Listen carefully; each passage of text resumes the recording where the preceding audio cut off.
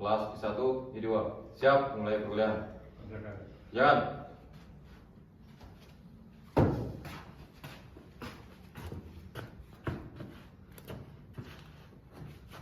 Kembali perkuliahan.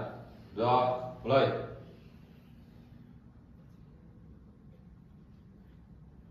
Sudah selesai. Istirahat di tempat. Gerak.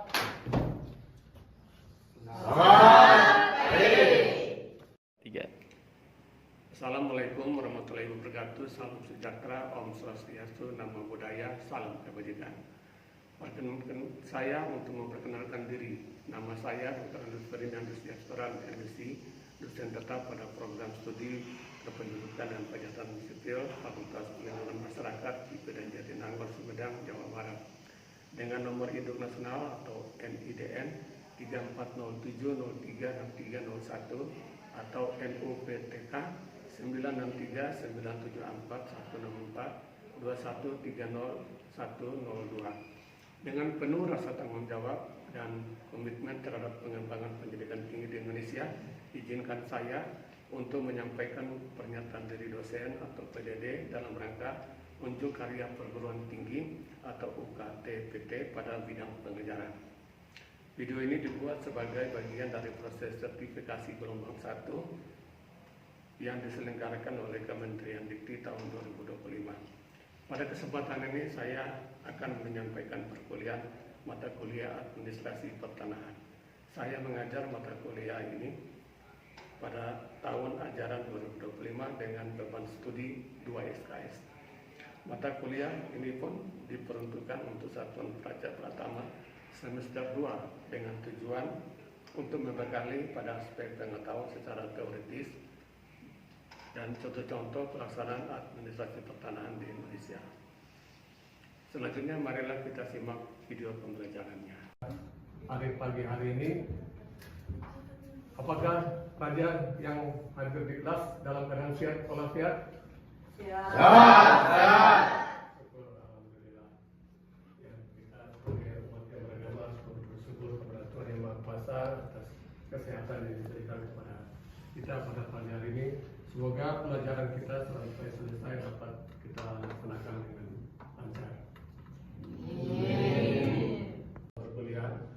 Kalau kita lihat di sini ada di situ terbagi atas beberapa aspek. Aspek pertama yaitu sikap. Jadi yang pertama adalah yang akan dicapai dalam sikap. Aspek sikap adalah bertakwa kepada Tuhan Yang Maha Esa dan mampu menunjukkan sikap religius. Terus yang kedua, taat hukum dan disiplin dalam kehidupan bermasyarakat dan bernegara. Kemudian ketiga, menunjukkan sikap bertanggung jawab atas pekerjaan bidang keahliannya secara mandiri. Itu untuk aspek sikap yang akan dicapai oleh pelajar telah mengikuti kuliah administrasi pertanahan. Kemudian aspek kedua yaitu pengetahuan. Di sini pelajar dapat menguasai konsep dan regulasi tentang administrasi pertanahan secara umum. Kemudian yang kedua, pelajar dapat menguasai dan mampu menjelaskan bentuk administrasi pertanahan. Kemudian yang ketiga, pelajar mampu menguasai dan memahami pelayanan administrasi pertanahan. Itu aspek pengetahuan. Kemudian aspek yang ketiga adalah keterampilan umum. Pelajar mampu mengambil keputusan secara cepat berdasarkan prosedur baku administrasi pertanahan. Kemudian pelajar mampu mendokumentasikan, menyimpan, mengamankan, dan menemukan kembali data untuk menjamin kesahihan dokumen terkait administrasi pertanahan. Kemudian aspek yang berikut adalah keterampilan khusus, yaitu pelajar mampu mengidentifikasi isu-isu administrasi pertanahan. Kemudian pelajar mampu menelaah dokumen-dokumen administrasi pertanahan. Kemudian pelajar mampu memilah bukti-bukti syarat administrasi pertanahan. Kemudian mampu memilah konflik dan garis miring atau sengketa pertanahan. Sekarang kita kita lihat deskripsi mata kuliah administrasi pertanahan apa itu deskripsinya atau gambaran tentang administrasi pertanahan. Mata kuliah administrasi pertanahan mempelajari sejarah pertanahan dan pengertian administrasi pertanahan di Indonesia secara umum. Selain itu mempelajari konsep dan catur tertib pertanahan, dilanjutkan dengan mempelajari materi hak atas tanah di Indonesia berdasarkan Undang-Undang Pokok Agraria. Kemudian materi berlanjut dengan mempelajari kewenangan daerah, kewenangan pemerintah daerah di bidang pertanahan, tugas, fungsi PPAT serta tugas dan fungsi camat sebagai PPAT sementara, hingga pada proses dan mekanisme pendaftaran tanah dan layanan administrasi di bidang pertanahan. Akhir dari mata kuliah ini juga kita akan mempelajari bagaimana mengidentifikasi, menganalisis dan menjelaskan isu-isu, kasus-kasus, sengketa dan garis miring atau konflik pertanahan. Oke, kita lanjut penjelasan tentang topik itu. Sekarang coba kalian bicarakan, kita sekarang diskusi dengan teman baik di depan maupun di belakang. Jadi kita bagi kelompok, jadi satu kelompok ya, kita ada 4 kelompok. Atau nanti kalian bergabung dengan sebelah ya. Jadi 3 kelompok aja. Buat kalian pertanyaannya ya. Oke, sudah siap kita diskusi kelompok? Ya. Baik, pertanyaan pertama adalah, apakah pada saat sekarang rakyat Indonesia dalam hal mengurus administrasi pertanahan sudah berjalan sesuai peraturan yang berlaku?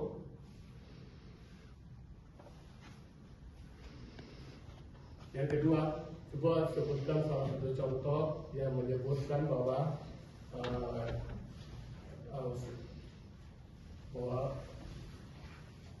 tentang administrasi pertanahan itu sudah menjadi tertib, sudah dipatuhi oleh setiap warga yang ada di Indonesia. Atau mungkin sebaliknya, jadi bisa contoh yang positif, ada contoh yang negatif. Silakan dibicarakan dengan teman yang ada di belakang dan ada yang silakan, waktu diberikan kepada kalian, pada kelompok 1, 2, 3 selama 10 menit. Silakan buktinya di ini ya, buktinya di dan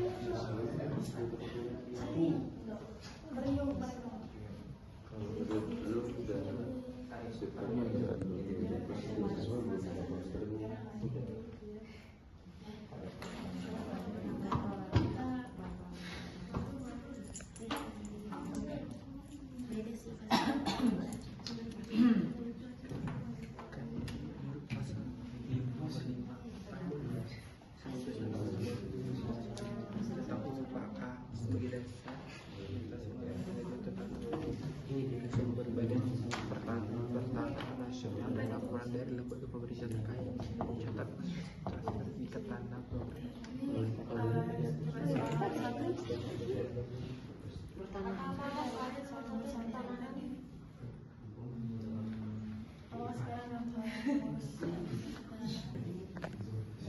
Oke, sekarang setiap kelompok menyampaikan hasil diskusi kelompoknya. Siap. Ya.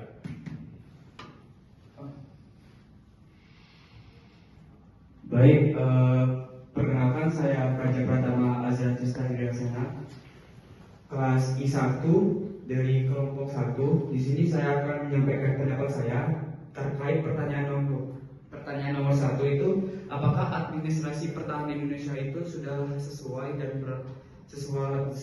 dengan peraturan perundang-undangan atau aturan yang berlaku di Indonesia. Nah, menurut saya sistem administrasi pertahanan Indonesia ini sudah berjalan sesuai dengan peraturan, tetapi kesannya itu masih 50-50.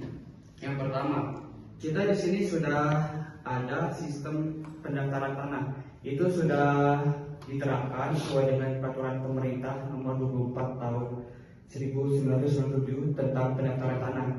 Di sini juga berdasarkan pengalaman saya dari magang kemarin itu, saya juga ikut serta dalam upaya PTSL. Nah, PTSL itu adalah pendaftaran tanah sistematis lengkap.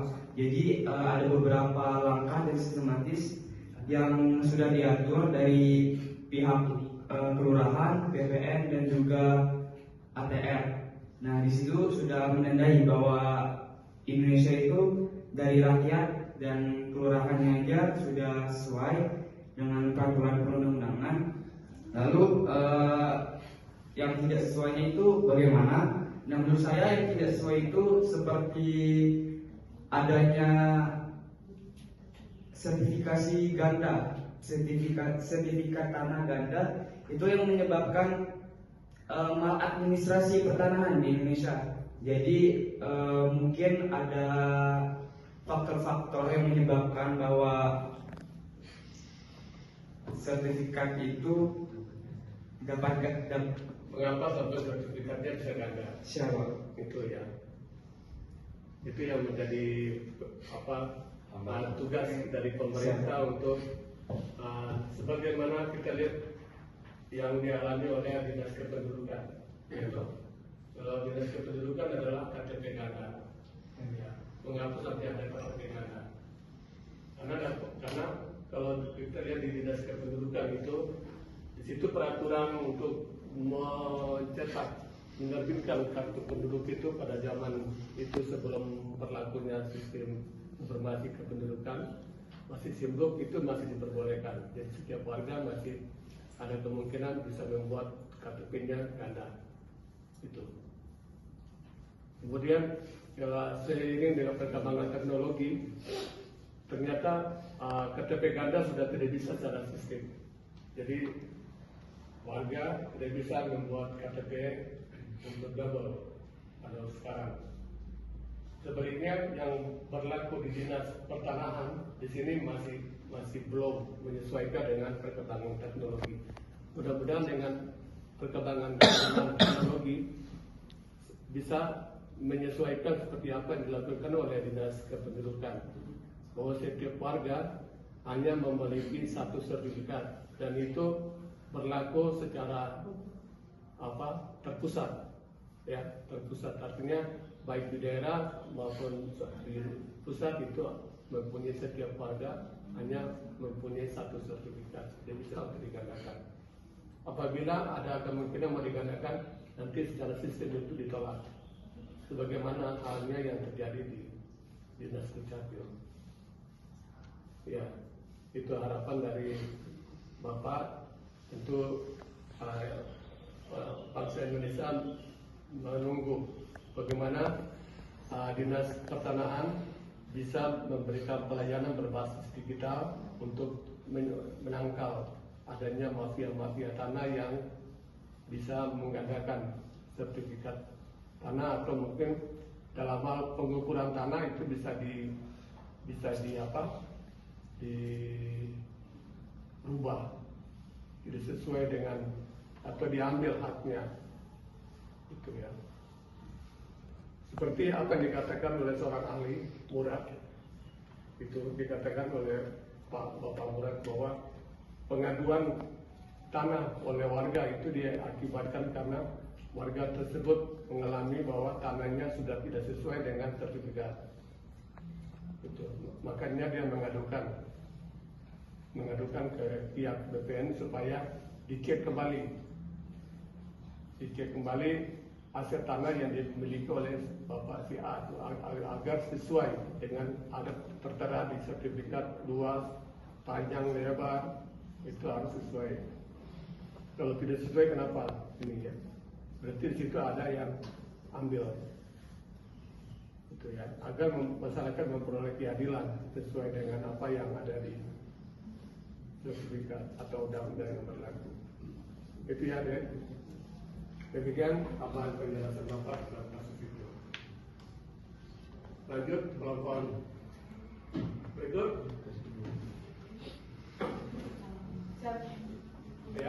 Ya, Sabina.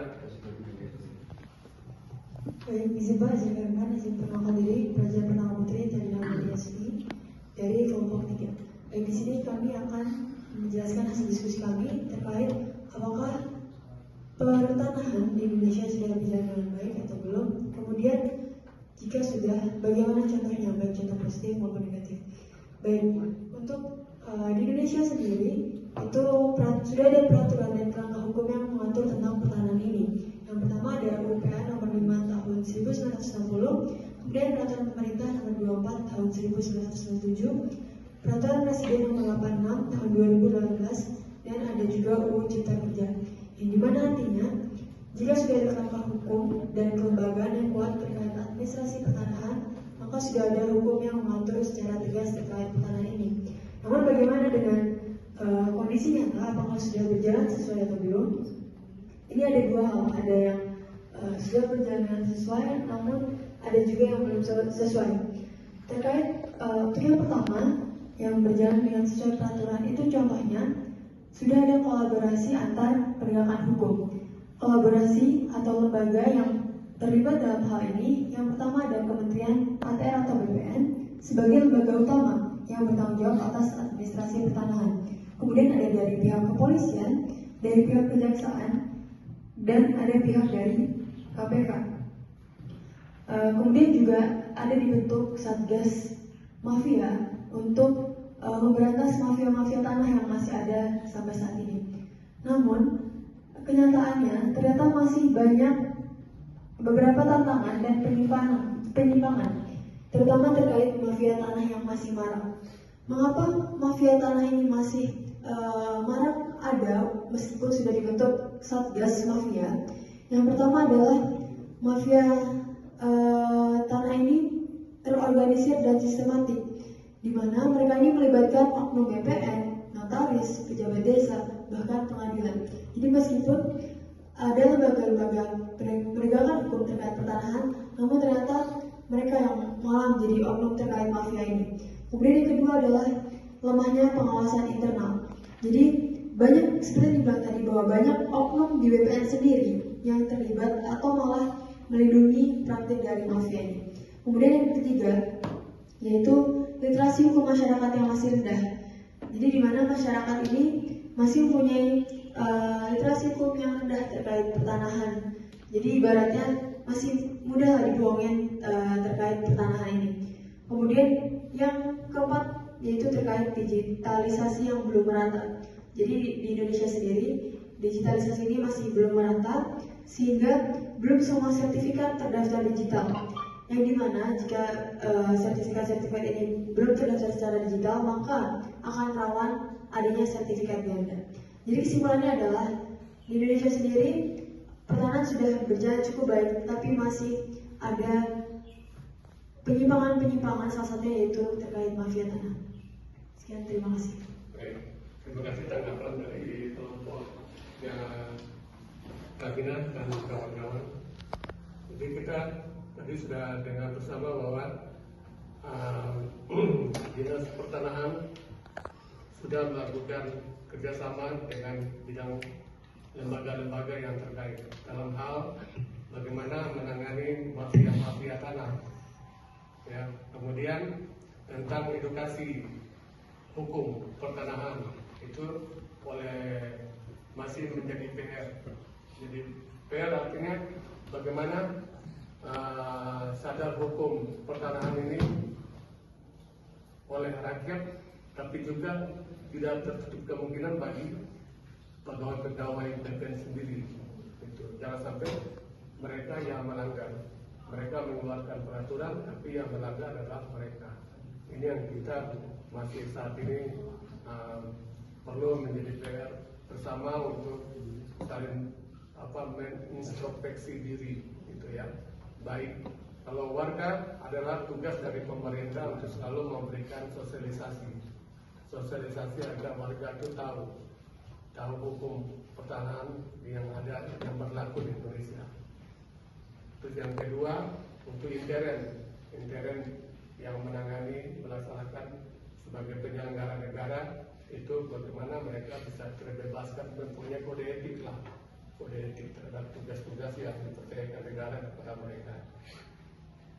Gitu ya. Jadi mereka harus sadar bahwa mereka penyelenggara konstitusi. Bagaimana konstitusi Undang-Undang Dasar 45 pasal 33 itu betul-betul mereka hayati, bahwa itu semuanya demi kesejahteraan rakyat. Jangan sampai rakyat justru menjadi tumbal dari tanah atau aset yang mereka punya. Itu. Baik. Untuk kelompok 3 ada yang mau disampaikan? Silakan. Baik, mohon izin Bapak dosen, mohon izin rekan-rekan. Kami dari kelompok 3 menjelaskan tentang pertanyaan tadi. Baik, mohon izin Bapak dosen, mohon izin rekan-rekan. Kami dari kelompok 3 menjelaskan apa pertanyaan tadi yang tentang pertanahan Indonesia sudah tertib atau belum. Jadi pertanahan Indonesia ini terus mengalami berbagai kemajuan, tetapi masih saja ada tantangan-tantangan yang mempengaruhi ketertiban dalam administrasi pertanahan. Nah, berikut ada beberapa aspek yang dapat mempertimbangkan bahwa apakah Indonesia ini sudah tertib dalam pertanahan atau belum. Yang pertama itu ada kemajuan dalam pendaftaran tanah, di mana program pendaftaran tanah sistematis lengkap atau PTSL ini yang diluncurkan oleh Badan PPN bertujuan untuk meningkatkan jumlah sertifikat tanah. Sejak program ini dijalankan, banyak masyarakat yang berhasil mendapatkan hukum atas tanah mereka, yang merupakan langkah positif menuju ketertiban. Kemudian yang kedua yaitu regulasi dan kebijakan, di mana Undang-Undang Pokok Agraria Nomor 5 Tahun 1960 memberikan dasar hukum yang jelas untuk penguasaan dan pemanfaatan tanah. Namun implementasi di lapangan seringkali terhambat oleh beberapa faktor, termasuk birokrasi yang lambat, kurangnya pemahaman masyarakat mengenai hak-hak tanah mereka. Kemudian yang ketiga yaitu sengketa tanah. Masih banyak terjadi sengketa tanah baik antara individu, masyarakat maupun antara masyarakat yang pengembangan atau pemerintah. Sengketa ini sering kali disebabkan oleh kurangnya dokumentasi resmi, pemahaman yang rendah tentang prosedur hukum dan konflik kepentingan. Yang keempat yaitu tentang tingkat kesadaran masyarakat. Kesadaran masyarakat tentang hak atas tanah dan proses administrasi pertanahan masih banyak di beberapa daerah. Hal ini mengakibatkan banyak masyarakat yang tidak mempertahankan hak-hak mereka dan rentan terhadap praktik-praktik yang tidak adil.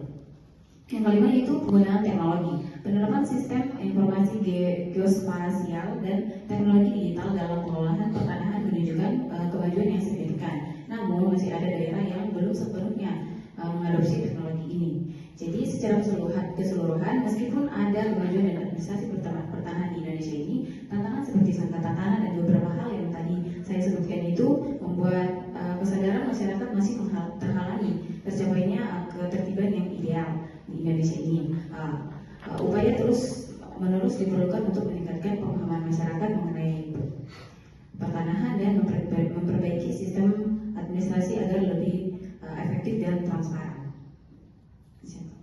Ya, kalau kita lihat tadi hampir sama ya, permasalahan yang dialami oleh kelompok 3 dengan kelompoknya Tabina.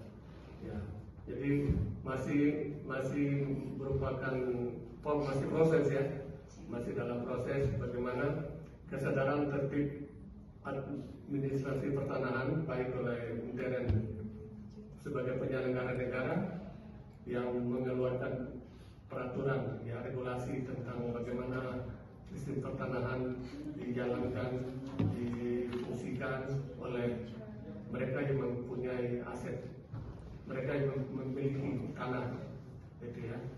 Kemudian bagaimana agar tidak ada di sini konflik kepentingan. Ini sampai saat ini kita masih terkendala di sini, baik itu disadari atau tidak. Bahkan di sini masih adalah mengapa sampai pemerintah Prabowo sudah bagaimana agar gaji pegawai negeri itu dinaikkan supaya melaksanakan tugas tanpa ada pungutan liar, tanpa ada KKN.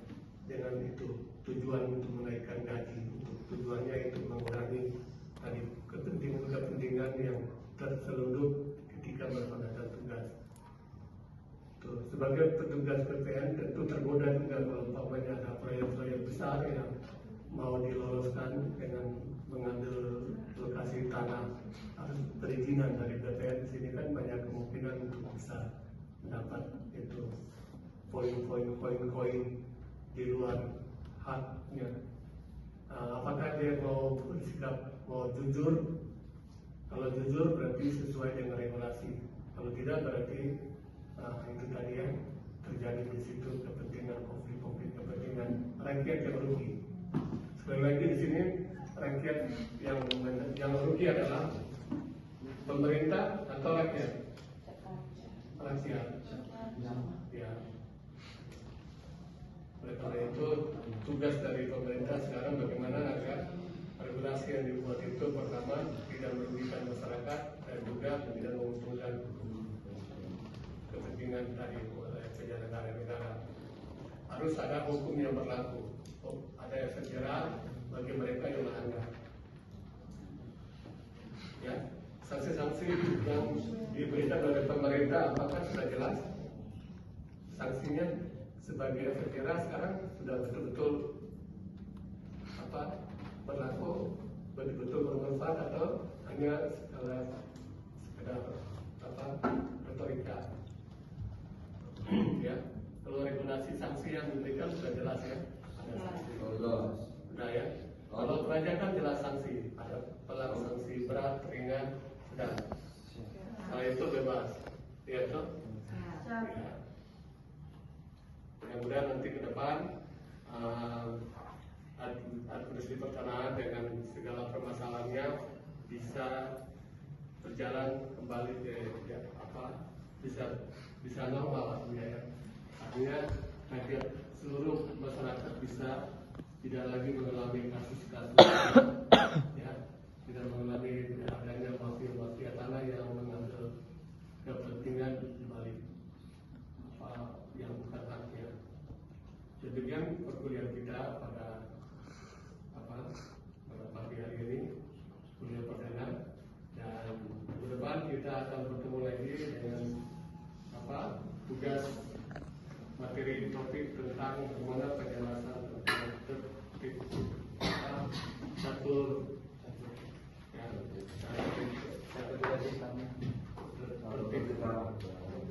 tanah. Itu ya. Oke, sampai jumpa minggu depan dengan topik yang baru. Assalamualaikum warahmatullahi wabarakatuh. Salam sejahtera. Om Santi Santi.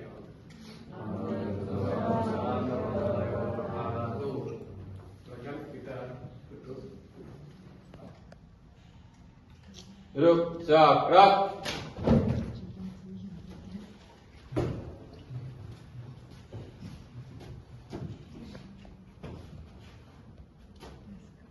Kemudian telah dilaksanakan. Laporan selesai. Laporan.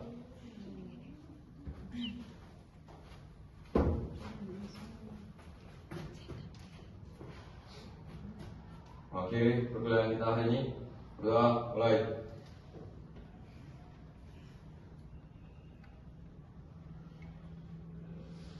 Sudah selesai.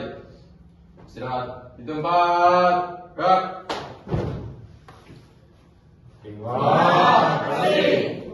Terima kasih sama-sama. Selamat siang. Kita akan menyesuaikan. Siap.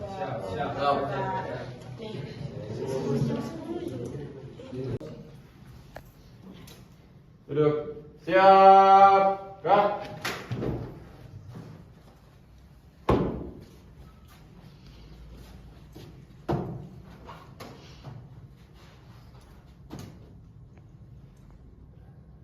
Lapor kelas 1 jadi 2. Siap. Memulai perkuliahan.